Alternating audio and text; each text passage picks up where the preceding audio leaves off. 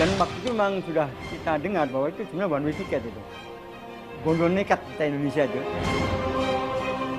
Memang diperintahkan untuk senjata tidak ditodong ke depan, tidak dibawa ke depan, tapi dilipat ke belakang. Kita dikatakan salah satu yang terbaik di dunia, terutama untuk batalion intai amfibinya.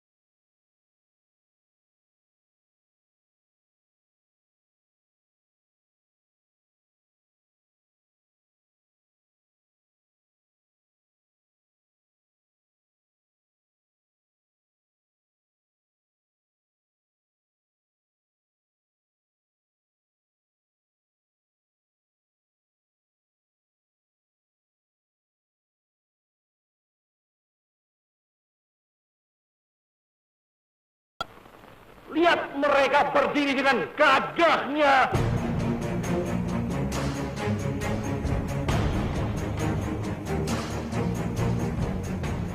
Indonesia, sebagai negara kepulauan terbesar di dunia, memiliki luas perairan 3 juta kilometer persegi. Sulaman dari ribuan pulau ini dibentuk oleh kerajaan-kerajaan bahari sejak masa keemasan Majapahit. Wilayah perairan Indonesia dengan ribuan pulaunya bagai magnet yang memikat negara lain.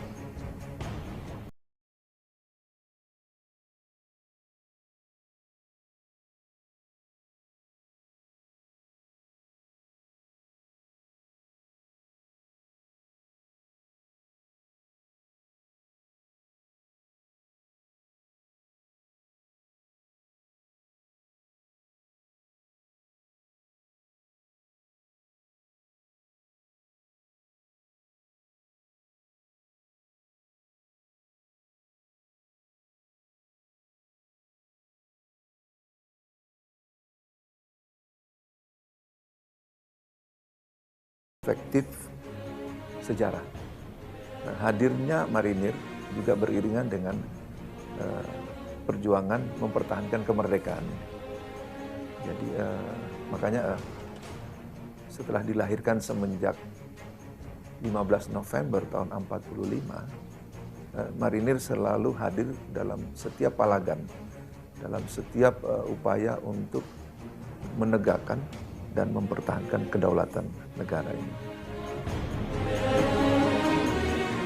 KKO itu sebagai pasukan, memang ada inspirasinya juga dari adanya penjajahan di sini, yaitu Belanda dengan marinersnya, kemudian Inggris dengan Royal Commandonya, itu marinir Inggris itu, Royal Commando. Jadi obsesi para senior kita itu untuk mendirikan Korps Marinir itu ya memang dari mereka. Kebetulan pasukan mereka itu pasukan yang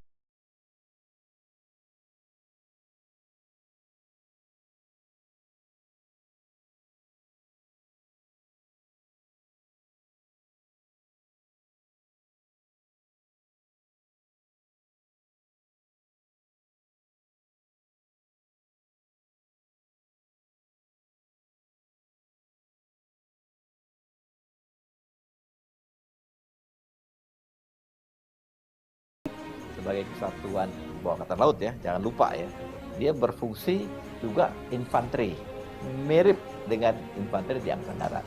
Cuman karena inisial amfibinya itu dia harus juga punya kemampuan juga di laut. Nah biasanya kan begitu ya, pasukan itu pakai amtrak ya, jadi kapal-kapal pendarat itu kalau dibuka ya, dan jangan lupa pendaratan itu kadang-kadang masih sekitar bangsa 50-100 meter dari tepi pantai. Jadi harus ada usaha-usaha yang pendekatannya melalui kemampuan di dalam air. Dan itu harus menjadi salah satu syarat kemampuan seorang marinir.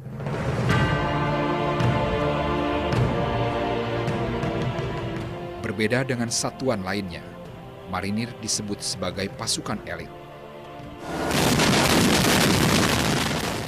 Korps Marinir memiliki kemampuan melakukan penyerbuan secara amfibi, infanteri, kendaraan lapis baja, pesawat udara, serta kendaraan air.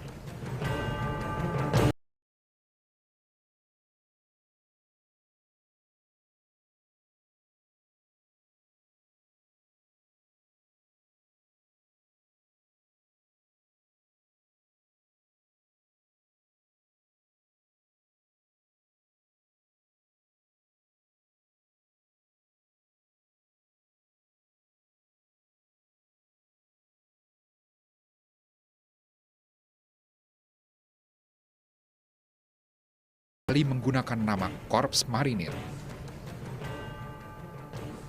Penumpasan PRRI maupun pemerintah itu kita menonjol, terutama di Manado itu kita menonjol. Operasi Merdeka, operasi menonjol. Pak Sadikin waktu yang komandannya. Apa yang dilakukan oleh?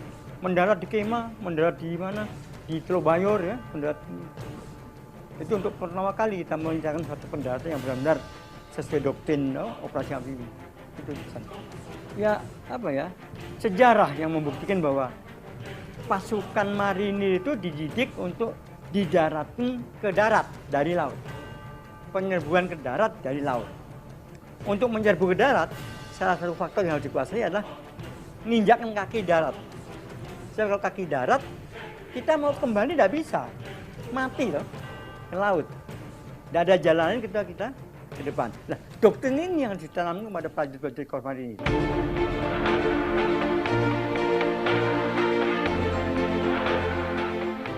Begitu istimewanya Korps Marinir, hingga Soekarno memberikan penghargaan berupa panji kepada Korps Marinir. Hal ini pula yang akhirnya menimbulkan stigma bahwa Angkatan Laut termasuk marinir di dalamnya memiliki kedekatan khusus dengan Bung Karno. Jadi marinir termasuk satu-satunya pasukan yang menerima simbolik panji atas jasa-jasanya. Lainnya ada 5 panji, misalnya lembaga pendidikan ada, tapi pasukan itu hanya KKU yang dapat itu. Kalau disebutkan Pak Karno dekat dengan marinir, ya barangkali ya. Adiknya Pak Karno Pak Bambang Wijanarko marinir. Siapa itu Pak Karno juga barangkali obsesi kayak Amerika loh. Marine Amerika itu kan khusus itu ya. Barangkali ya. Tapi kami dari KKU waktu tidak begitu, merasa tidak begitulah.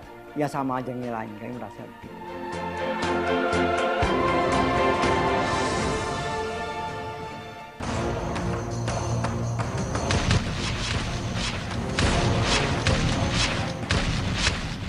Jadi sebetulnya salah satu daripada konflik terakhir kita dengan pihak Belanda, kita tahu pada tahun 49 terjadi penyerahan kedaulatan, ya kan? Pihak Belanda angkat kaki, dan ini semua diselesaikan melalui konferensi meja bundar.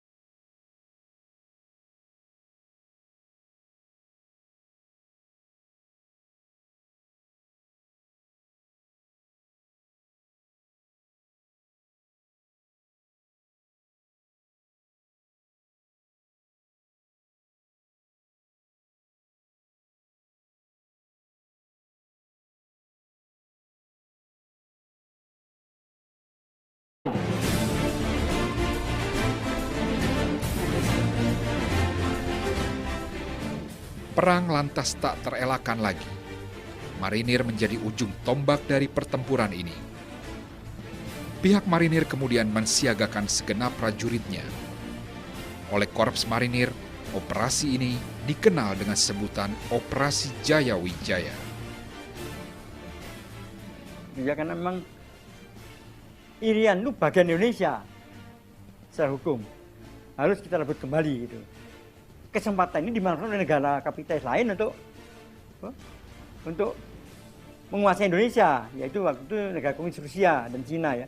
Itu kesempatan loh, bisa mempengaruhi Indonesia. Anti Nikolim ya, anti Nikolim kan termasuk Amerika. Jadi waktu itu suratnya begitu. Jadi bagi prajurit seperti saya waktu itu tidak ada pikiran lain kecuali ya sudah kita merebut Irian Barat, titik aja, titik sudah. Ada pikiran-pikiran apa?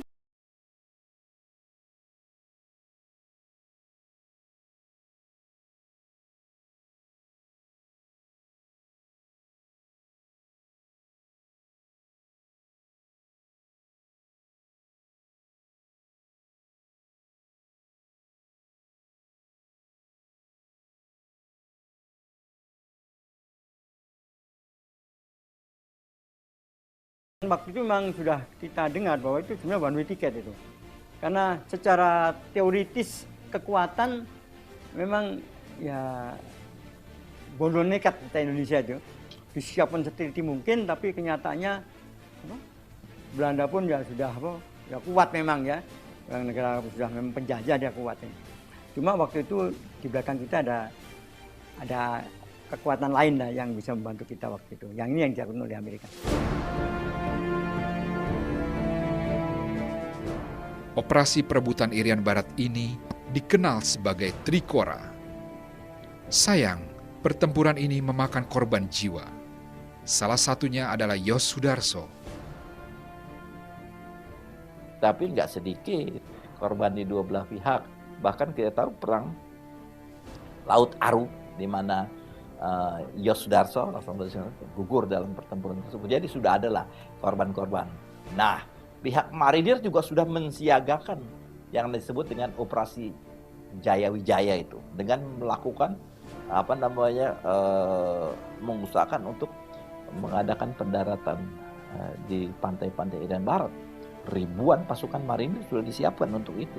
Meskipun kita mungkin pada saat itu belum melakukan intervensi sampai ke dalam ya. Tapi kalau sampai pada saat itu terjadi perang besar, ya kan, itu kedua belah pihak akan mengalami akibatnya yang tidak kecil. Ketika kembali digunakan nama marinir, jumlah pasukannya itu cenderung stagnan. Terbesar tentunya justru masa Trikora. Ketika Operasi Jaya Wijaya yang mestinya ada pendaratan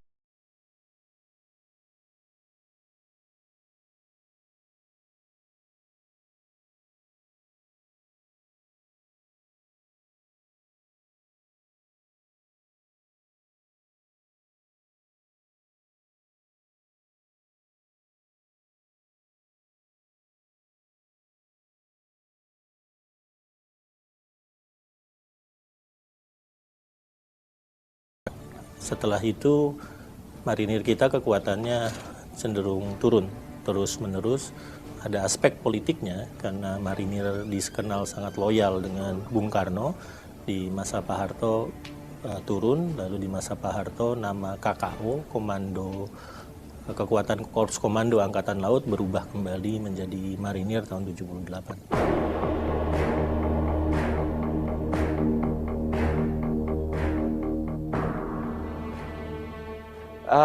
Daerah Maluku ya khususnya ya, daerah itu ya, Maluku Tenggara itu menjadi sebetulnya front, ya kan. Dan pada saat itu Angkatan Laut lah yang mendapat kesempatan untuk membuat perencanaan detail. Memang Komandan Mandala pada saat itu, Jenderal Soeharto, memang berada di Pulau Seram ya, di Pulau Seram di Maluku. Tapi sebetulnya pasukan kita dengan perlengkapan militer yang boleh dah hebat ya, termasuk kita punya pesawat jet pembom ya, dan juga pesawat tempur kita ya waktu saat itu adalah MiG ya, sama MiG-21, MiG-17 sama MiG-21, dan kapal perang kita punya pada saat itu yang nggak kecil itu, suatu armada yang tidak tidak bilang kecil dan itu sangat ditakuti. Kita mendapatkan bantuan dari pihak Rusia, dari Uni Soviet, di mana pada saat itu Uni Soviet memberikan soft loan, bantuan pembelian peralatan militer sangat besar sekali, sehingga pada saat itu Indonesia terhitung sebagai negara terkuat di bidang militernya di Asia Tenggara, di Asia bahkan, ya kan? Dalam rangka apa? Antara lain kita juga mempersiapkan dalam kalau terjadi satu tim usaha ofensif untuk merebut kembali Irian Barat. Dan itu kita lakukan. Meskipun baru tahap-tahap awal.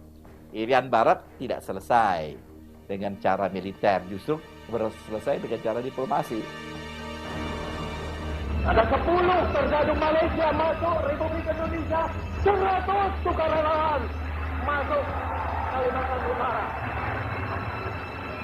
Ada 1000 serdadu Malaysia memasuki wilayah Republik Indonesia. 10.000 sukarelawan akan tertumpahkan.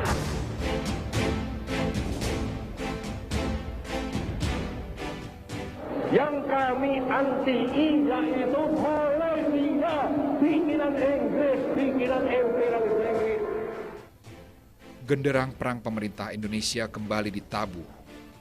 Setelah operasi Trikora di Papua pada tahun 1962, api konfrontasi resmi disulut oleh Presiden Soekarno pada tanggal 3 Mei 1964 dalam sebuah rapat raksasa di Jakarta.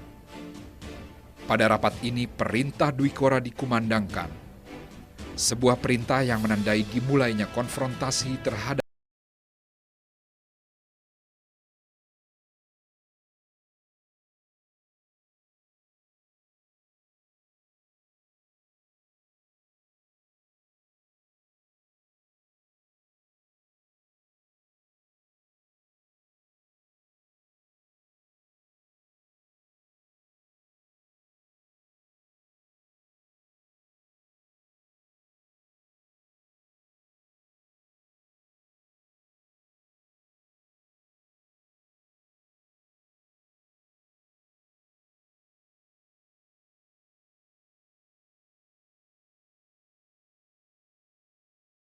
diminta untuk menerobos sampai ke wilayah lawan. Targetnya adalah meledakkan McDonald House, tertangkap. Tapi operasi itu menunjukkan bagaimana kita bisa melakukan operasi intelijen, spionase sampai masuk jauh ke jantung musuh. Dan itu melambangkan satu kapasitas komando yang sangat kuat yang sudah dibentuk Indonesia tahun 65 itu.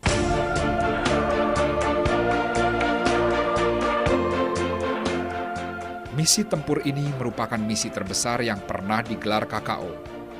Bahkan kesuksesan operasi ini tidak bisa terlepas dari peran mereka.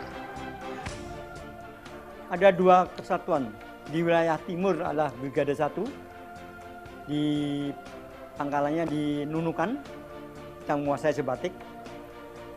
Di daerah barat di Pulau Batam. Pulau Batam itu pulaunya Marinir itu, yang untuk merebut Singapura. Jadi 2 brigade, Brigade 1 di timur, Brigade 2 di barat. Saya waktu itu ikut Brigade 1. Brigade 1 waktu itu ya kita membentuk daerah persiapan untuk melakukan penyeberangan laut dengan tank-tank amfibi kita merebut kota-kota di daerah situ, ya termasuk Sebatik. Jadi kita patroli pasukan kita korbannya banyak itu kita banyak korban, berapa ratus meninggal, termasuk perwiranya 3 ya. Jadi kita konflik terjadi banyak. Ternyata dari Malaysia itu bukan pure Malaysia, itu termasuk Royal Commando Inggris.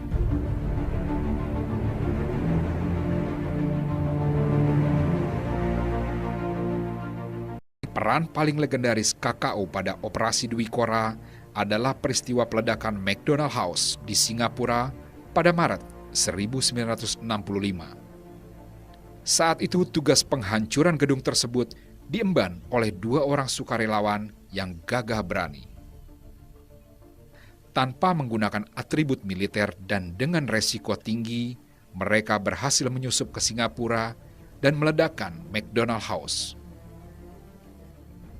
Namun nasib malang tak dapat ditampik. Kedua pemuda ini tertangkap di perairan Selat Malaka ketika hendak melarikan diri. Nah, sayangnya setelah mereka berhasil meledakkan itu yang mengakibatkan ada 3 orang meninggal dan cukup banyak korban luka-luka. Tujuannya adalah itu melakukan sabotase, melumpuhkan kegiatan pemerintahan di sana yang ketika itu bermusuhan dengan Indonesia. Ketika mereka pulang itu tertangkap gitu dan kemudian dijatuhi hukuman mati oleh pemerintah Singapura. Itu murni pada saat itu sebagai operasi intelijen. Cuman nasibnya Usman dan Harun itu mereka sudah berhasil dan menimbulkan kekacauan sehingga memang ada kebanggaan sendiri bahwa kita sudah melakukan di samping usaha-usaha konfrontasi di bidang politik dan ekonomi sudah ada di bidang militer. Tapi nasibnya jelek kenapa? Ketika dia mau lolos perahu yang untuk melarikan diri keluar dari itu kan mati. Nah itulah tertangkap oleh penjaga pantainya Singapura. Usaha yang dilakukan pada saat itu sudah periodenya Pak Harto sebagai presiden ya, nggak berhasil. Jadi usaha kita untuk supaya Usman dan Harun bisa dibebaskan akhirnya sangat menyedihkan sekali. Ceritakan, terasa yang bersangkutan menulis surat. Usman dan Harun adalah kisah menarik dalam sejarah Operasi Dwi Kora. Meski kisah heroik tersebut tidak mendapat porsi semestinya dalam sejarah Indonesia. Hingga kini 2 pahlawan itu menjadi pahlawan kebanggaan Korps Marinir. Diadakan ajukan banding, tetapi itu juga ditolak. Pada akhirnya Presiden Soeharto itu meminta kepada Presiden Singapura melalui sekretaris militernya Cokropranolo untuk meminta keringanan agar hukuman mati itu dijadikan seumur hidup atau yang lain-lain gitu. Tetapi itu pun tidak dipenuhi. Sehingga pada tahun 68 keduanya dijatuhi hukuman mati dan kemudian jenazahnya itu dibawa ke tanah air dan dinyatakan sebagai pahlawan nasional. Menjelang akhir 1965, Jenderal Soeharto memegang kekuasaan di Indonesia setelah berlangsungnya G30 SPKI. Karena konflik domestik ini, peperangan dengan Malaysia pun mereda.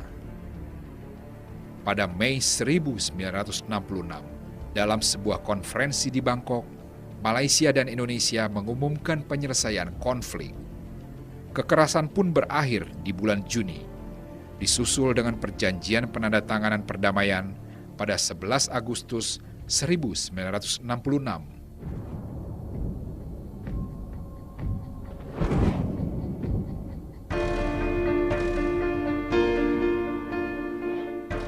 Masa kejayaan marinir kian surut pasca pemerintahan Bung Karno.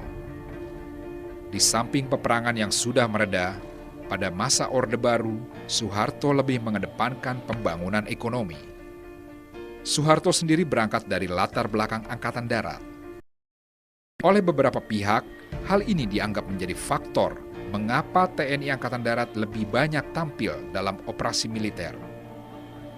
Kursi pemerintahan pun banyak diisi oleh sosok besar dari Angkatan Darat. Ya, karena pada masa Orde Baru jelas Angkatan Darat yang dianggap pendukung Soeharto dan berjasa juga dalam menumpas PKI itu yang menjadi menonjol gitu. Dan kita melihat bahwa para personil Angkatan Darat itu kemudian juga melalui difungsi itu ditempatkan di berbagai instansi, memimpin departemen, bahkan menjadi gubernur, bupati dan lain-lain gitu. Nah, tetapi kan kebanyakan Angkatan Darat, sedangkan Angkatan Laut, apalagi Angkatan Udara itu tersingkir gitu. Jadi kita melihat pada masa Orde Baru memang dominasi Angkatan Darat itu sangat besar gitu. Dan Angkatan Laut atau KKO itu juga menjadi kecil perannya dan juga kecil anggarannya gitu.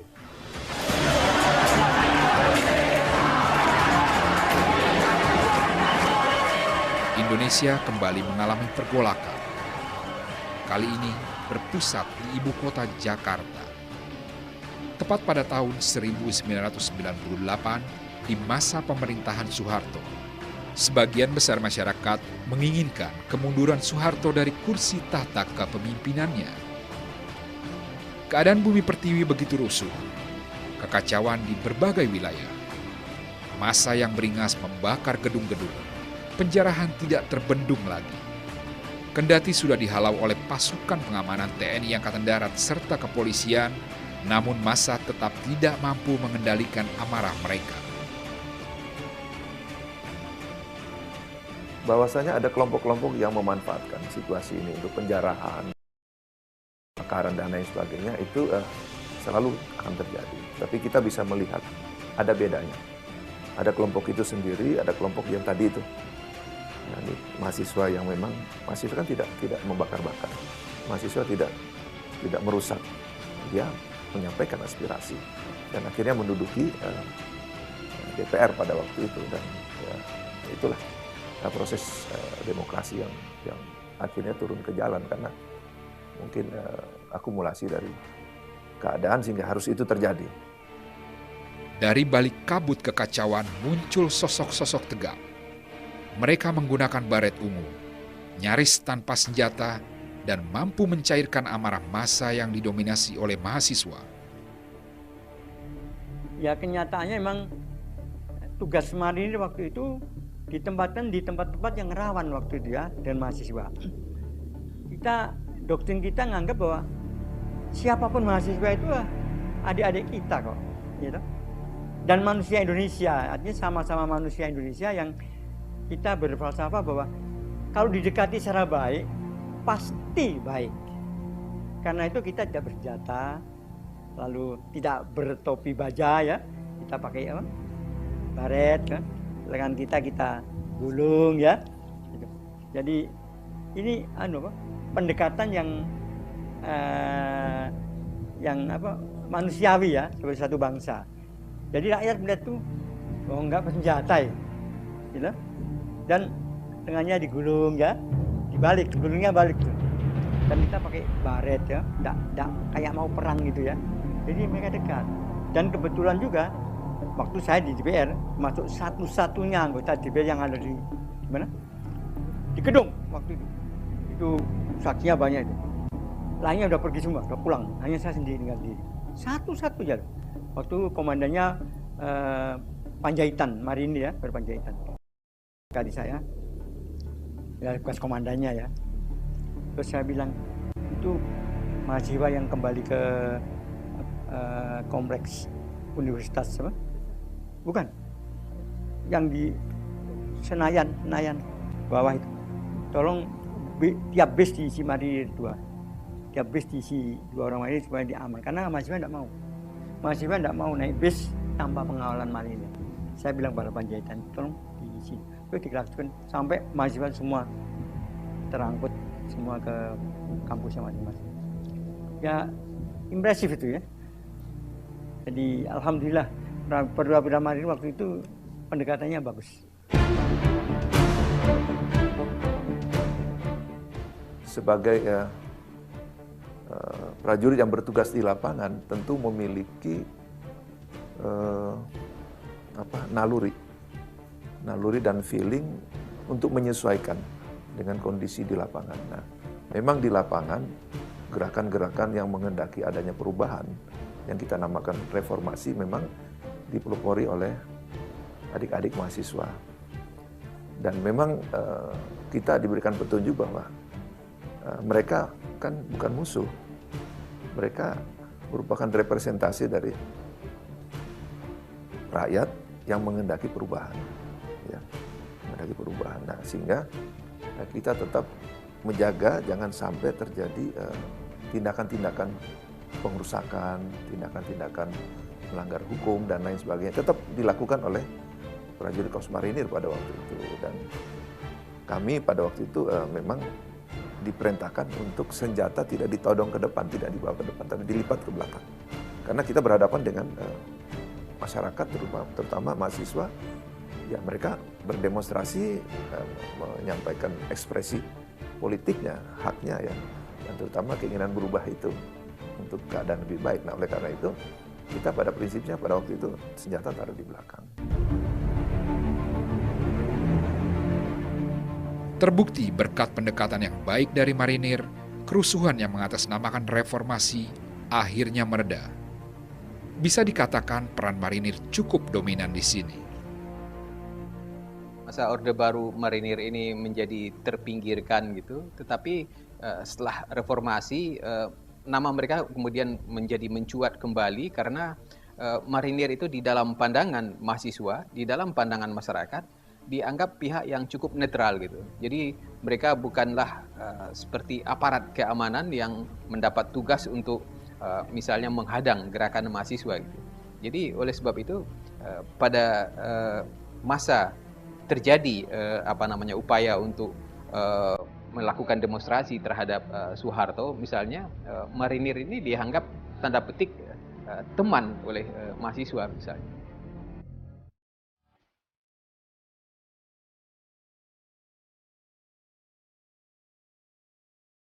Terkadang memang orang memandang bahwa kan tidak ada perang, ngapain diperlukan tentara, kan begitu.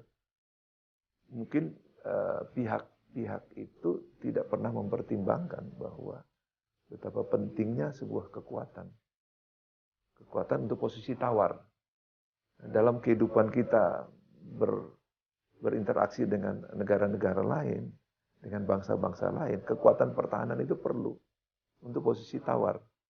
Kita boleh punya kekuatan politik yang kuat. Kita boleh punya kekuatan ekonomi yang kuat.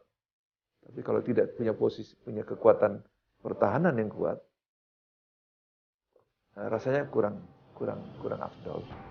Karena nanti misalnya contoh, masalah perbatasan.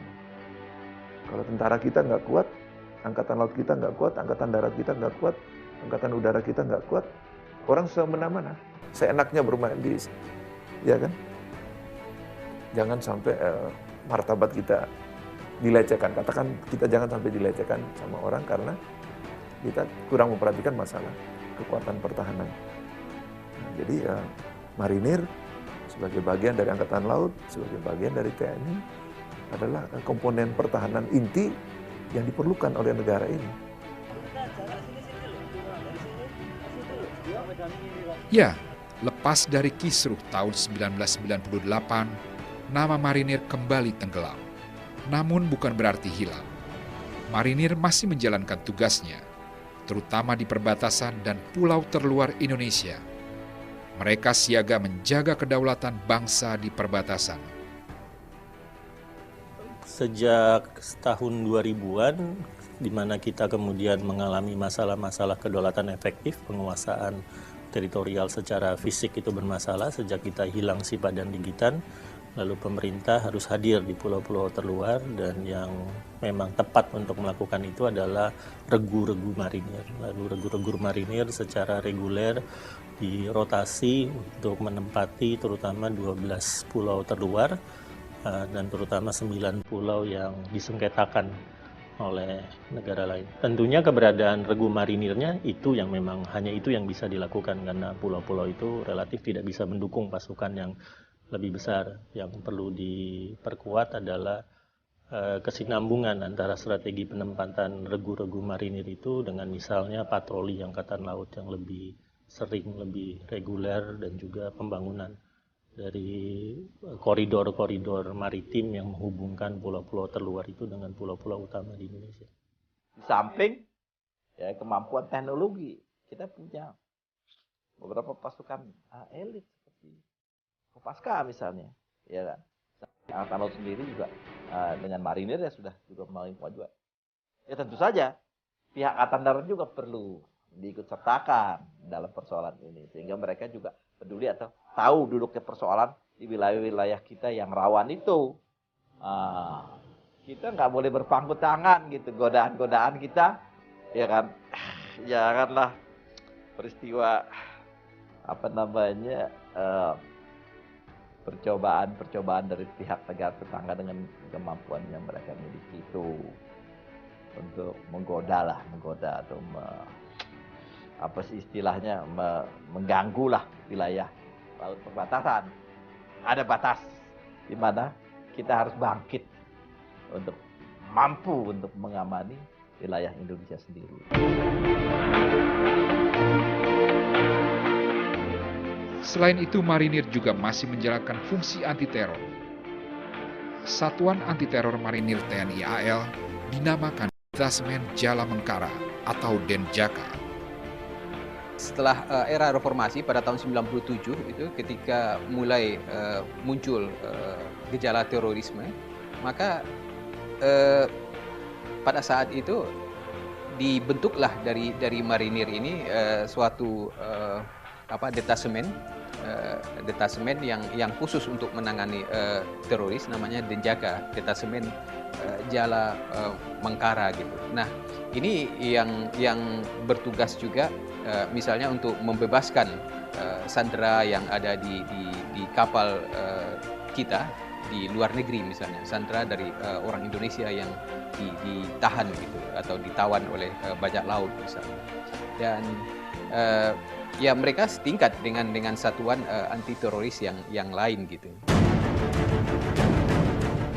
Selain pasukan yang kuat, sama seperti TNI lainnya, TNI Angkatan Laut memiliki persenjataan atau alutsista yang cukup mumpuni.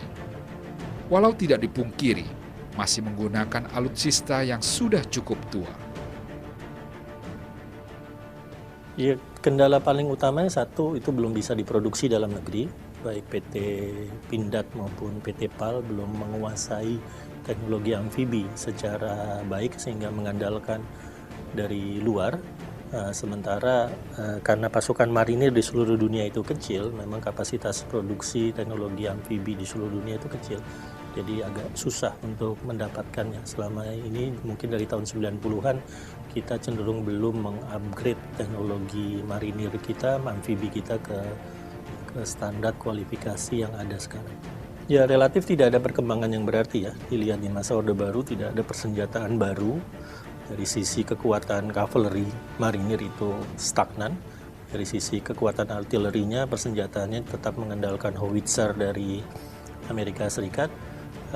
Ya penambahannya ya kekuatan senjata kecil dan ringannya. Ya, tapi itu relatif buatan Pindad, SS1 naik SS2, lalu masih ada M4, ada MP5 yang merupakan senjata khas dari pasukan-pasukan komando diimport dari Jerman.